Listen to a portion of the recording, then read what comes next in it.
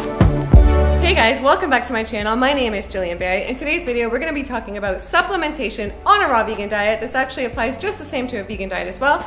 There's going to be a lot of great information packed into this video, so do give it a big thumbs up right now. Comment down below what supplements you feel are important on a vegan diet, because the more interaction this video gets, the more YouTube will promote it, and I feel like it can really help somebody out who might not be supplementing. First of all, I want to say the first couple years that I was raw vegan, I've been mostly raw vegan for about 5 years now. The first 2 or 3 years I was not supplementing at all.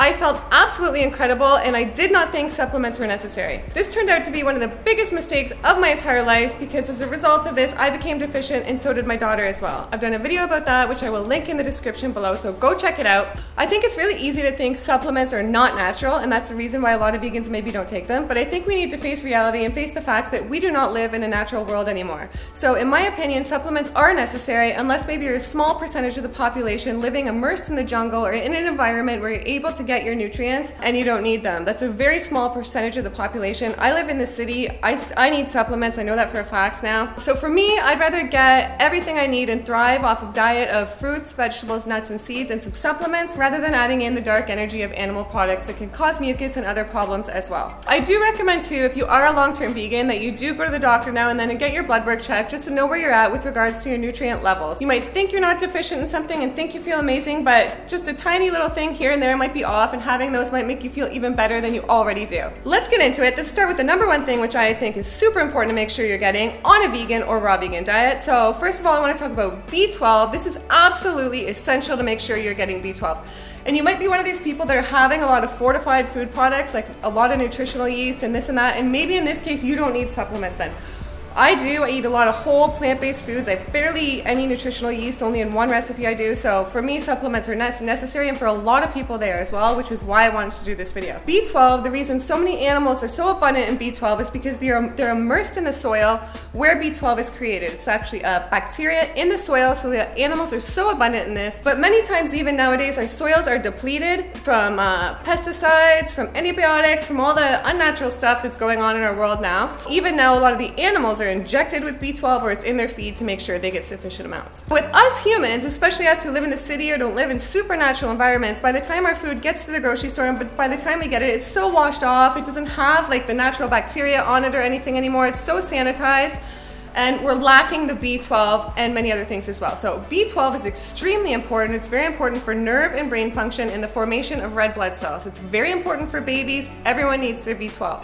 I think it's important to know also that not just vegans can become deficient in B12, other people can as well. B12 deficiency symptoms might include mouth ulcers, heart palpitations, extremely pale skin, depression, fatigue, lack of energy, loss of appetite, and so much more.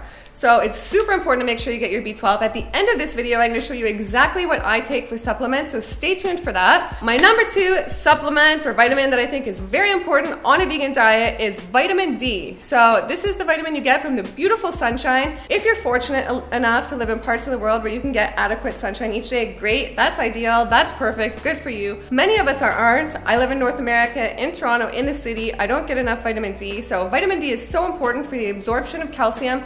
It's important for our bones, for our mood, for fighting off depression, so you want to make sure you're getting this vitamin.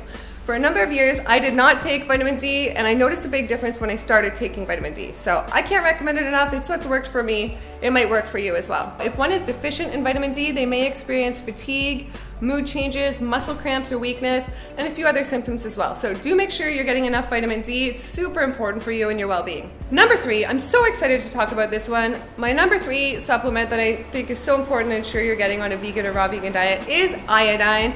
In my opinion, this is the most overlooked trace element that there is. So many people are deficient in iodine and they have no idea, especially so many vegans. I have a number of vegan friends and I've asked a few of them, do you take iodine? In many cases, they say, what's that? It sounds crazy, it sounds scary, I don't even know what iodine is. So a lot of people are missing iodine, and just think, one of these small things you might be missing could really be impacting your mood, your mind, your body, and how you feel overall. Iodine is needed to make thyroid hormone. So this is super important for our body.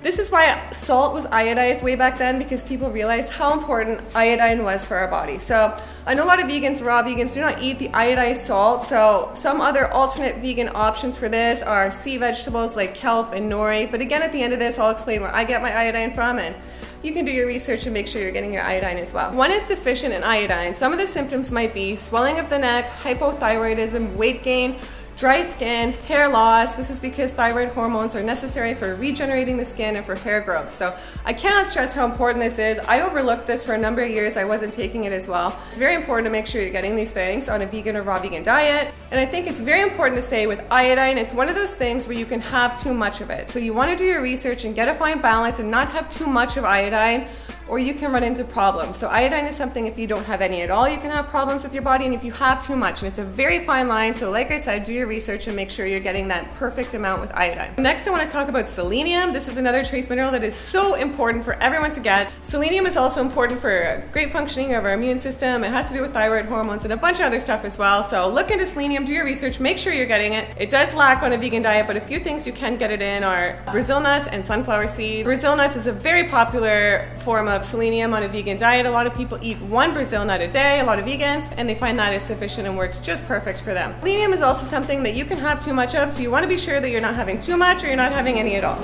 So it's just like iodine, do your research, make sure you're getting a proper amount. Some of the selenium deficiency symptoms, not all, but some might be infertility, muscle weakness, fatigue, hair loss, mental fog, and weakened immune system. Yes, I'm looking down reading something for this because I just want to make sure I'm accurate in this video. I'm a perfectionist and want to make sure all the research I share is bang on, so make sure you're getting your selenium. That's not everything. There are a few other things you do want to make sure you're getting, like zinc, magnesium, and a few other things here and there. So I'm going to share with you what exactly I take for supplement. I used to take B12 in the form of these pills and also this spray.